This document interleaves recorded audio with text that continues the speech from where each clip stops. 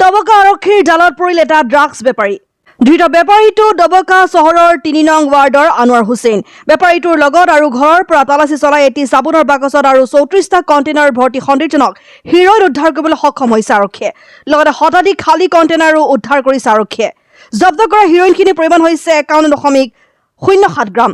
ধৃত সৰবৰাহকাৰীটো পূৰ্বেও দুবাৰ একে গোচৰতে জেললৈ গৈছিল। এক গোপন তথ্যৰ ভিত্তিত ডবকা আৰক্ষীয়ে কালি নিশা ডবকা ডিফু বাইপাছৰ অভিযান চলাওঁতে জালত পৰিছিল উক্ত ড্ৰাগছ বেপাৰীটো। আমি পুনৰ জনাই আছো, পুনৰ ডবকা আৰক্ষীৰ জালত পৰিল এটা ড্ৰাগছ সৰবৰাহকাৰী। ধৃত বেপাৰীটো ডবকা চহৰৰ ৩ নং ৱাৰ্ডৰ আনোৱাৰ হুছেইন বুলি জানিব পৰা গৈছে। বেপাৰীটোৰ লগত আৰু ঘৰৰ পৰা তালাচী চলাই এটি চাবোনৰ বাকচত আৰু ৩৪টা কণ্টেইনাৰ ভৰ্তি সন্দেহজনক হিৰ'ইন উদ্ধাৰ কৰি জব্দ কৰিছে আৰক্ষীয়ে। লগতে শতাধিক খালী কণ্টেইনাৰো আৰক্ষীয়ে উদ্ধাৰ কৰিবলৈ সক্ষম হৈছে। জব্দ কৰা হিৰ'ইনখিনিৰ পৰিমাণ হৈছে ৫১.০৭ গ্ৰাম। ধৃত বেপাৰীটো পূৰ্বেও দুবাৰ একে গোচৰতে জেললৈ গৈছিল।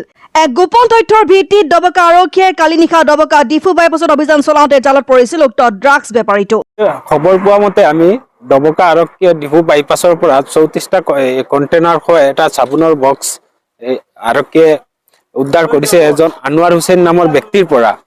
দিন দিন দেখা গৈছে যে ডবকা অঞ্চলত ড্ৰাগছৰ বিয়পি পৰিছে। এই বিয়পি পৰাত আমি ডবকা ৰাইজ বা সচেতন সমাজ সজাগ হ'ব লাগিব। অনাগত দিনত যাতে পুলিয়ে পুখিয়াই এই ড্ৰাগছ যোনে ব্যৱসায়ী হওক বা যোনে খায় এইবিলাক সেৱন কৰে এইবিলাকক উৎখাত কৰিব লাগিব। আমি প্ৰশাসনৰ লগত সহযোগ কৰিব লাগিব। আমাৰ এই বিনম্ৰ অনুৰোধ থাকিল ডবকা সচেতন মহলক যে সকলো ওলাই আহক, ইয়াৰ বিৰুদ্ধে এখন মাত এষাৰ দিয়ক। আৰু যদি কোনোবা খায় বা কোনোবা দেখে বা ব্যৱসায় কৰে সিহঁতক খবৰ দিয়ক, আৰক্ষীয়ে বিহিত ব্যৱস্থা ল'ব।